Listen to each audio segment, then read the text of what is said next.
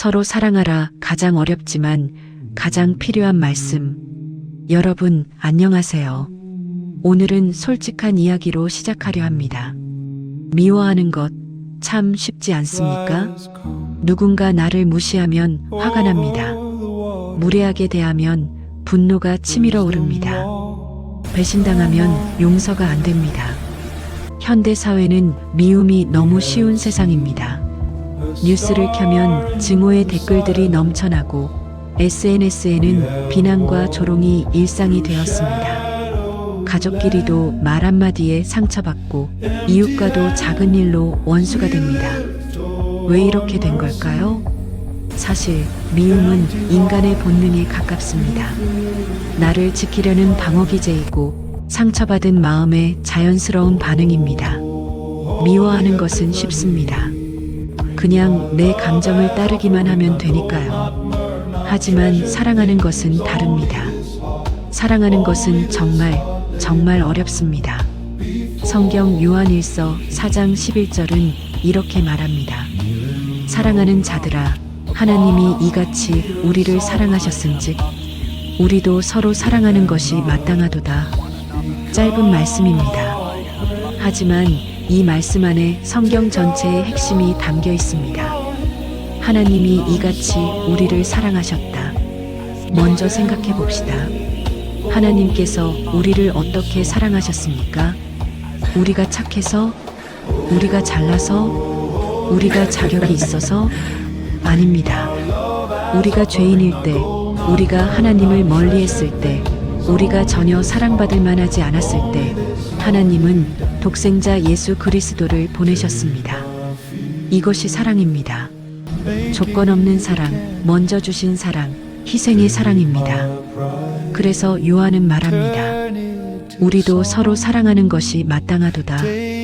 여기서 중요한 것이 있습니다. 이것은 제한이 아닙니다. 권유도 아닙니다. 이것은 명령입니다. 예수님께서 요한복음 13장 34절에서 말씀하셨습니다. 새 계명을 너희에게 주노니 서로 사랑하라. 사랑하라는 것은 선택사항이 아닙니다. 기분이 좋을 때만 사랑하고 상대가 착할 때만 사랑하는 게 아닙니다. 사랑은 감정이 아니라 결단입니다. 사랑은 기분이 아니라 선택입니다.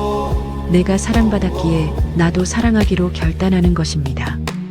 그런데 여러분, 솔직히 말씀드리겠습니다. 이 말씀이 가장 어렵습니다. 가족을 사랑하는 것도 어렵습니다. 오랜 세월 함께 살다 보면 서로의 단점이 더 크게 보입니다. 말 한마디에 상처받고 오해가 쌓이고 마음의 거리가 생깁니다. 이웃을 사랑하는 것은 더 어렵습니다. 층간 소음 때문에, 주차 문제 때문에 사소한 일들로 원수가 됩니다. 나이가 들수록 더 외로워집니다. 자녀들은 바쁘고 친구들은 하나둘 떠나가고 혼자 남겨진 것 같은 느낌이 듭니다. 이럴 때 마음속에 미움이 자랍니다. 나만 이렇게 힘든가? 아무도 나를 이해하지 못해. 세상이 너무 냉정해. 하지만 여러분, 미움은 나를 병들게 합니다. 미움은 내 마음을 갉아먹습니다. 내 영혼을 어둡게 만듭니다. 내 몸까지 아프게 합니다. 반대로 사랑은 나를 살립니다. 사랑할 때 내 마음이 평안해집니다. 사랑할 때 내 영혼이 자유로워집니다. 사랑할 때 내 삶이 빛을 냅니다. 예수님께서 왜 서로 사랑하라고 명령하셨을까요? 그것이 우리를 위한 것이기 때문입니다. 사랑하며 사는 삶이 결국 나를 행복하게 만들기 때문입니다. 사랑하는 여러분, 오늘 이 말씀을 기억하십시오. 사랑은 잘해서 하는 것이 아닙니다. 사랑은 내가 완벽해서 하는 것이 아닙니다. 사랑은 상대가 사랑스러워서 하는 것도 아닙니다. 사랑은 순종입니다. 하나님이 나를 먼저 사랑하셨기에 나도 사랑하기로 결단하는 것입니다.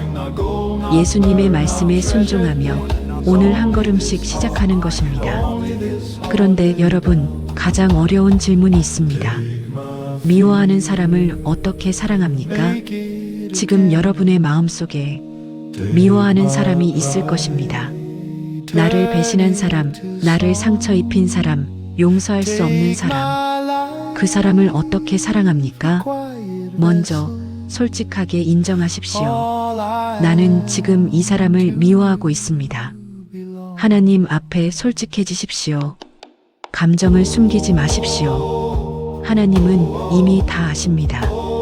둘째, 그 사람을 위해 기도하십시오. 처음에는 기도가 안 나올 것입니다.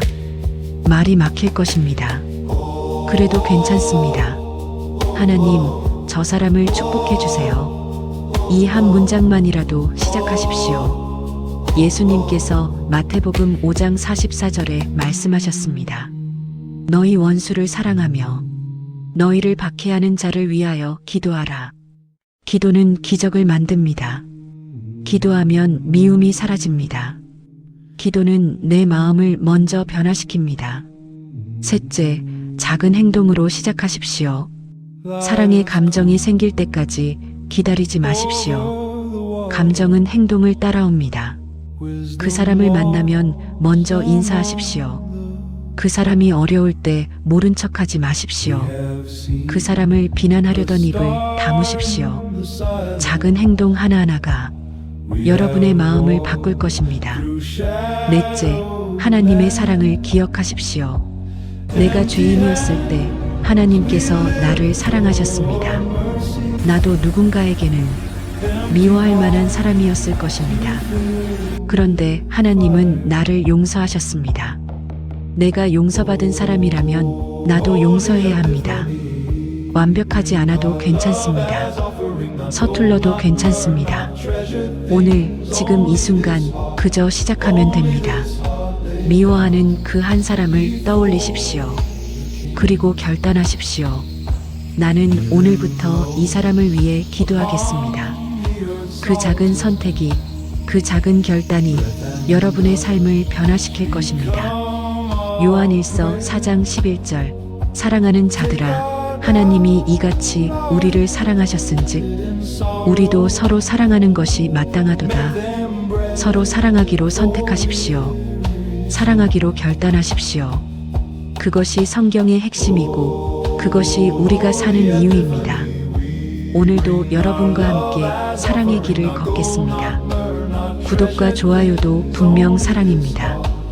마테오 라디오 참 고맙고 감사하며 사랑합니다.